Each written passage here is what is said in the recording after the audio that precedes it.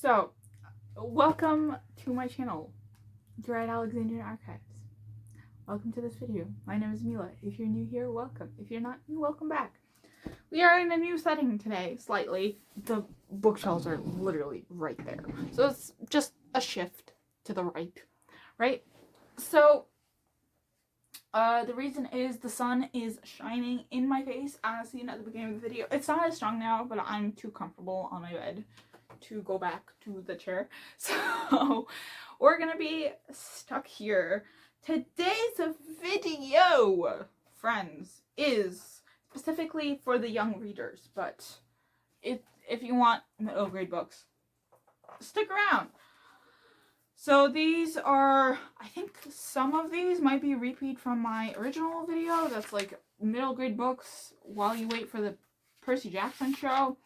So yeah, this is going to be structured a little differently because I'm going to give you books that are out, books that are coming out, as well as some nostalgia picks, some books that I remember reading as a young reader.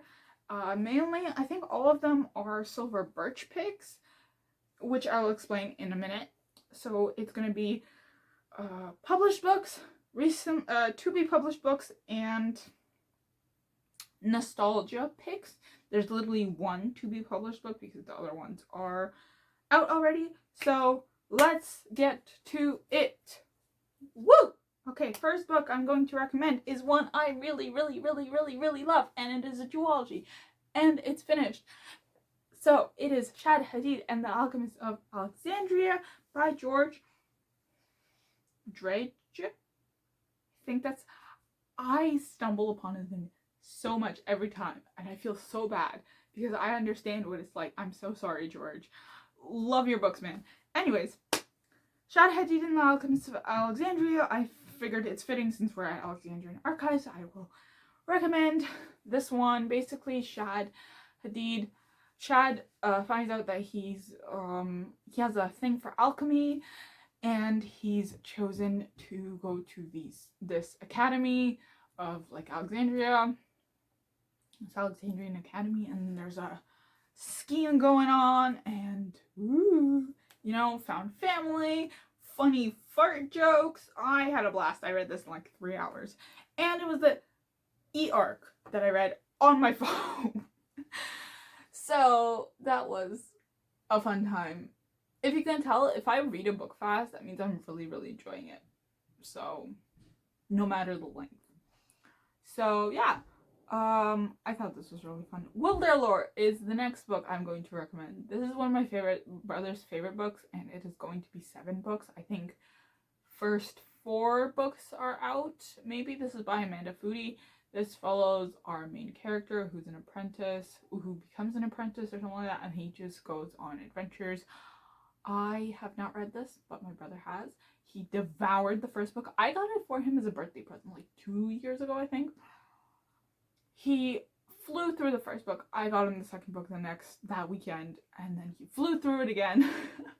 Haven't gotten him the rest of the books, but yeah, it's apparently he loved it. It's a fun time, and yeah, he's following it pretty closely to see what the next books are going to follow. So fun time.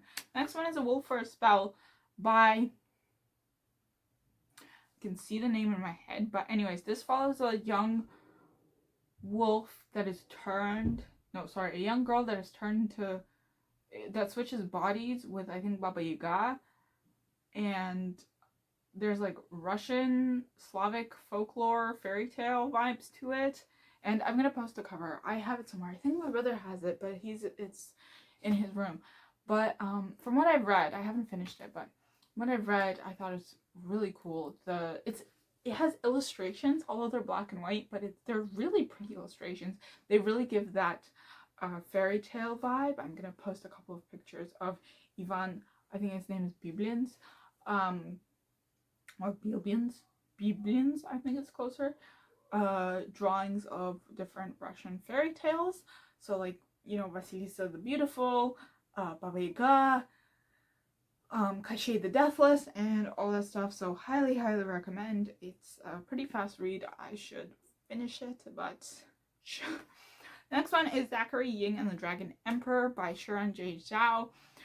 Shiran has recently come under attack from their publisher about supporting Palestine, and there's a whole thing with them and the publisher, and yeah, I think their books are fantastic. I haven't finished Zachary Ying. This is a common theme. I will still recommend it because from what I read, I enjoyed it, which is saying a lot, because if you can keep me enjoying for the amount that I've read, I will enjoy it. I did download it from my brother because he's more into the VR stuff. I think I didn't fully understand that, but it's cool how both Iron Widow and Zachary Ying and the Dragon Emperor follow like the same sort of set of like emperor characters.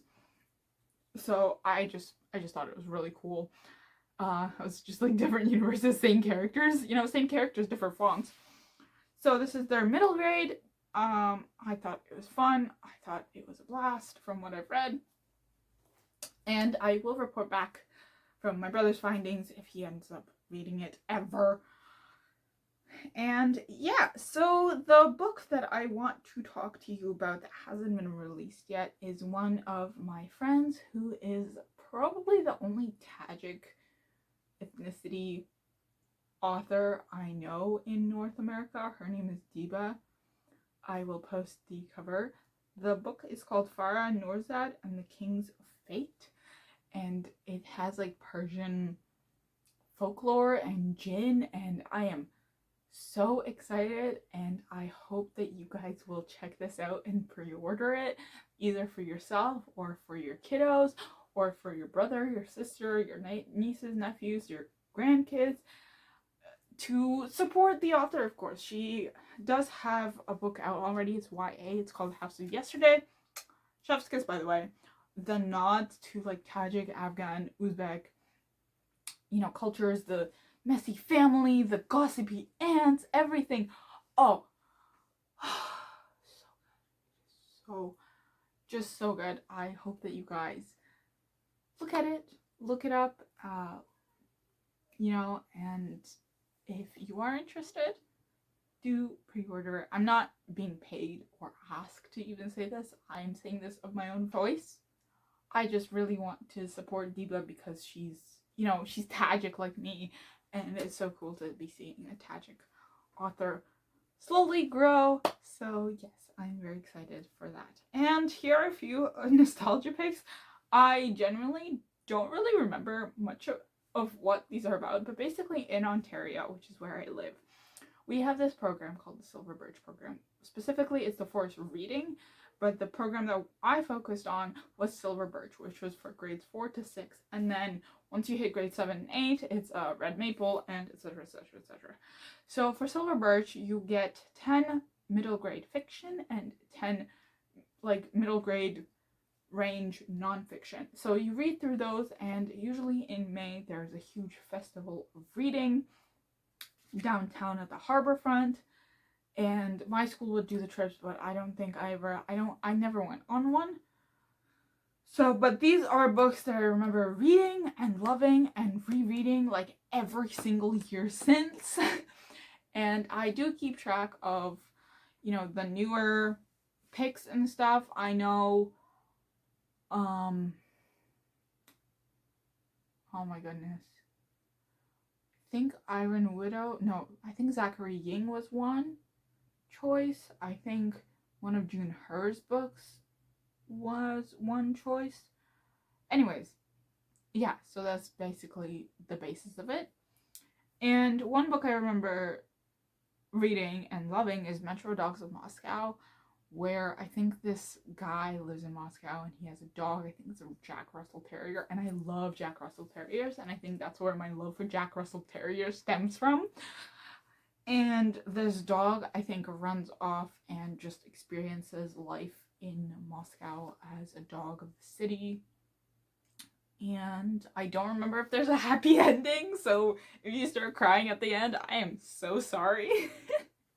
But I just remember loving it because it was set in Moscow and I'm half Russian, and it's just a blast, right? The next one I remember is Yesterday's Dead. This is set in Canada, specifically, I believe, in Toronto. It's when this disease comes by. I forget what it was, but it follows this girl who becomes like a maid for this household, and it's so good. And it's also sort of like historical fiction, and I just remember loving it and being obsessed with it. And it might have been polio. I don't remember if it was polio, but there was definitely a disease going around, and they didn't have like vaccines or anything, and they have vaccines, I believe, at the end of the book. And yeah, it's a fun time. Well, sort of, I guess. The next one is the Giant Slayer, and this is going into polio. So basically this girl goes to visit her friend who is like in the machine that helps him breathe because of the polio, and she starts telling the kids this story about like Giant Slayer, and they're all, yeah, I remember reading this in grade 6 for like an independent, like a group study thing. And I remember really liking it. I don't remember much else. I will post the cover up here if I find it. Because there are a lot of books apparently and movies that are called like The Giant Slayer. So anyways, the next one is Dragon Seer's Gift. I cannot tell you what this one is about. All I remember is I think they're siblings and they fall into this like other world, and one of them sees dragons and the other doesn't, or something like that. I will post the cover up for you. As you can see, this video is going so well. Yeah, so that is it for my middle grade book recs. I hope you enjoy the video. I hope you send this video to your middle grader or even your YA person. You know, like if they're YA, they're free to read these books. Like it doesn't matter what age they are. I don't want the younger kids to read these books because they might be dealing with themes that are a bit too mature for them. But yeah, that's it for this video. I hope you enjoyed. That was a fun roller coaster ride of a video.